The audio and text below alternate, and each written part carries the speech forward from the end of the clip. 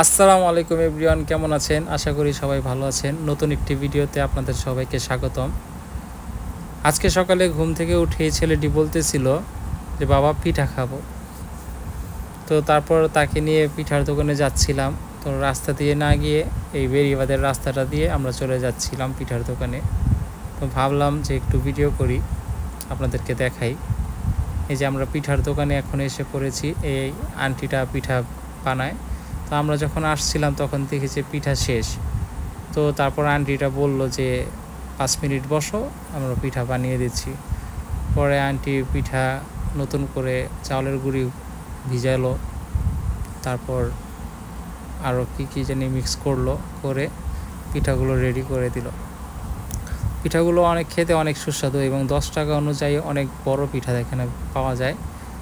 আর গিয়ে ভর্তাগুলো অনেক টেস্টি হয়, বিশেষ করে শুটকির ভর্তা আর গিয়ে কালো জিরা ভর্তাটা অনেক বেশি মজার হয়। তো তারপরে আমরা 2টা পিঠা অর্ডার করলাম।